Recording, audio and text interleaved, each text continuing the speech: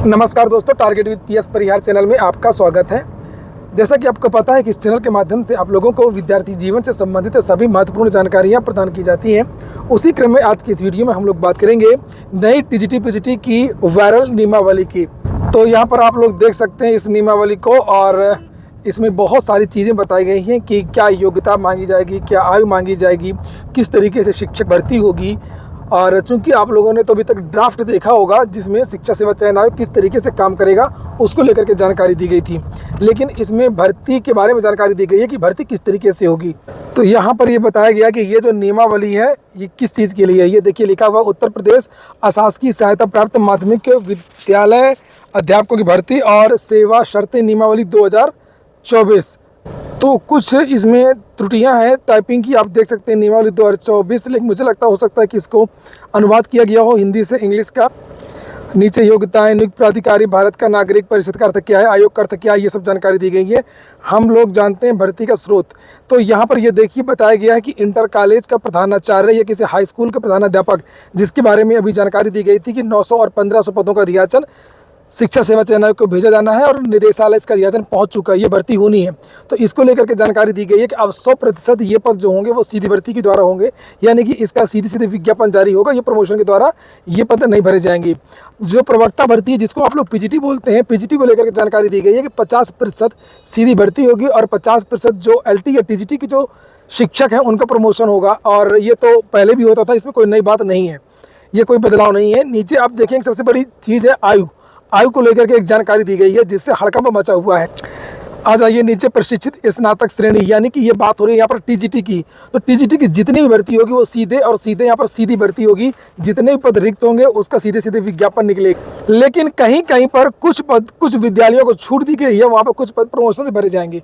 लिखा है कहाँ पर प्रमोशन होगा, तो लिखा है कि इंटर कॉलेज हाई स्कूल, जहाँ पर प्राथमिक अध्यापक Uttar Pradesh high school intermediate college अधिनियम 1971 के बंदों के अधीन वेतन प्राप्त कर रहे हैं। कुछ ऐसे अशासकीय सहायता प्राप्त माध्यमिक विद्यालय जहाँ पर कक्षा 1 से लेकर के 12 तक की कक्षाएं चलती हैं, वहाँ की बात हो रही है। तो वहाँ पर 75% जो पद हैं वो सीधी भर्ती से भरे जाएंगे। उन विद्यालयों में शेष 25% पद जो है प्राथमिक खंड के ऐसे प्रशिक्षित स्नातक जो 5 वर्ष की संतोषजनक सेवा पूर्ण कर लिए हों, जिनकी 5 साल की सेवा कम से कम हो गई हो और वो लोग बीएड अगर किए हुए हैं बीटीसी के साथ में, तो उनका प्रमोशन यहाँ पर हो सकता है।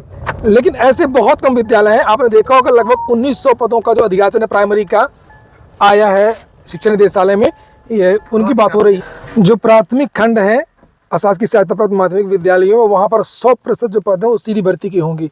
जो 1900 पदों का अधियाचन आया है निदेशालय में, ये उन पदों की बात हो रही है। नीचे आरक्षण वगैरह को लेकर के जानकारी दी गई है। यहाँ पर राष्ट्रीयता, भारत का नागरिक हो, और ये देख सकते हैं आप लोग, और ये काम की चीज़ नहीं है। नीचे शैक्षिक अर्हता में आ जाइए। तो ये शैक्षिक अर्हता तो आपको मालूम ही है, शिक्षा सेवा नियमावली जो वायरल हुई थी वही नियमावली यहाँ पर काम करेगी। तो उसके लिए यहाँ पर कुछ अलग से जानकारी नहीं दी गई है कि संबंधित विषय में स्नातक किया हो और आपने अगर बीएड किया है तो आप टीजीटी के लिए आवेदन करेंगे, और संबंधित विषय में अगर आपने परास्नातक किया है और बीएड किया तो पीजीटी के लिए आवेदन करेंगे। वो सब बातें पहले हो चुकी हैं। इसमें जो मेन चीज़ है आयु, जिसको लेकर के झटका लग रहा है विद्यार्थियों को, ये देख सकते हैं आप लोग। यहाँ पर लिखा है सीधी भर्ती के लिए अभ्यर्थी की आयु जिस कैलेंडर वर्ष में सीधी भर्ती के लिए रिक्तियाँ आयोग द्वारा विज्ञापित की जाएं, उस कैलेंडर वर्ष की 1 जुलाई को 21 वर्ष की अवश्य हो जानी चाहिए। 40 वर्ष से अधिक की आयु नहीं होनी चाहिए। तो टीजीटी और पीजीटी के लिए ये खबर किसी झटके से कम नहीं है। हालांकि इसको लेकर के कुछ विद्यार्थियों ने पत्र भी लिखा था शासन को, लेकिन मैं बता दूं कि ये ऐसा बिल्कुल भी नहीं है। इसका मैं खंडन कर रहा हूँ अपने चैनल से। जो नई टीजीटी पीजीटी की भर्ती आएगी उसमें अधिकतम उम्र 61 साल 11 महीने रहेगी। याद रखिएगा, 61 साल 11 महीने रहेगी। 61 साल 11 महीने तक अगर आपकी उम्र है तब भी आप लोग आवेदन कर सकते हैं। तो उसमें मैक्सिमम एज जैसे पहले नहीं थी वैसे अभी भी नहीं है, और इसमें भी कोई मैक्सिमम एज नहीं रहेगी। ये नियमावली गलत थी। ये उत्तर प्रदेश लोक सेवा आयोग को देख करके ये नियमावली बनाई गई थी, और इसी नियमावली की वजह से पोर्टल में त्रुटियां आ गई थी। आपने ये देखा होगा कि पोर्टल में लगभग 1 दर्जन त्रुटियां थी, जिसमें से सबसे बड़ी त्रुटि यही थी उम्र को लेकर के। तो इसको संशोधित कर दिया गया है, और अब एज पूर्व की भांति जो है अनलिमिटेड, जो मैंने बताया आपसे कि अगर आपके 62 साल से कुछ दिन भी कम है तब भी आप आवेदन कर सकेंगे, तो वही चीज़ यहाँ पर रहेगी। और निश्चिंत रहिए, ऐसा कोई बदलाव नहीं है। हालांकि इसमें कुछ चीज़ें हैं जहाँ पर आपको ध्यान देना चाहिए, तो ये तो भूल जाइए आप लोग। 21 और अनलिमिटेड एज रहेगी 62 के पहले तक। और कुछ चीज़ें हैं जिसको आप लोग ध्यान दे सकते हैं, जैसे लिखा हुआ है कि किसी बालिका संस्था में किसी पुरुष विद्यार्थी की रोक रहेगी। तो अगर कोई बालिका इंटर कॉलेज है तो वहाँ पर कोई जेंट्स आवेदन नहीं कर पाएगा, उसको लेकर के जानकारी दी गई है।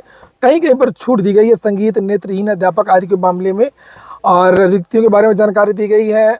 किस तरीके से अध्याचन आएगा उसको लेकर के जानकारी दी गई, पूरी प्रक्रिया के बारे में बताया गया है। और आप लोगों ने वीडियो को लाइक नहीं किया होगा, सभी लोग वीडियो को लाइक अवश्य कर दिया करें। और जो भी विद्यार्थी उत्तर प्रदेश का है और शिक्षक भर्तियों की तैयारी कर रहा है, वे सभी विद्यार्थी इस चैनल को जरूर सब्सक्राइब कर लें। यहाँ पर कुछ और भी चीज़ें दी गई हैं जिन्हें आपको देखना चाहिए। बताया गया पेपर किस तरीके का होगा, ये सबसे ज़्यादा महत्वपूर्ण है। ये एक बड़ा बदलाव है जो वास्तव में आपको आगे देखने को मिलेगा। यहाँ पर लिखा है, आयोग आवेदन पत्रों की समीक्षा करेगा। प्रवक्ता प्रशिक्षित स्नातक श्रेणी यानी पीजीटी और टीजीटी और अशासकीय सहायता प्राप्त माध्यमिक विद्यालयों से संबंधित प्राथमिक अध्यापक के पद पर संबंधित में केवल लिखित परीक्षा आयोजित करेगा। तो टीजीटी और पीजीटी में केवल लिखित परीक्षा की बात की गई है। लिखित परीक्षा में 2 घंटे कालावधि का एक वस्तुनिष्ठ प्रश्न ऑब्जेक्टिव पेपर होगा एक। और याद रखिएगा, इसमें एक पेपर की बात की गई है, अभी 2 पेपर की बात भी इसमें नहीं है। सामान्य ज्ञान संबंधित वैकल्पिक विषय पर आधारित एक प्रश्न पत्र। तो सामान्य ज्ञान जैसा आपने देखा एलटी में 30 क्वेश्चन जीएस के आए ना, और फिर आपका जो संबंधित विषय, जिस विषय से में आप अध्यापक बनना चाहते हैं, इस तरीके का पेपर होगा। सामान्य योग्यता का एक पेपर होगा। लिखित परीक्षा के आयोजन के लिए केवल जिला मुख्यालयों का परीक्षा केंद्र का निर्धारण किया जाएगा।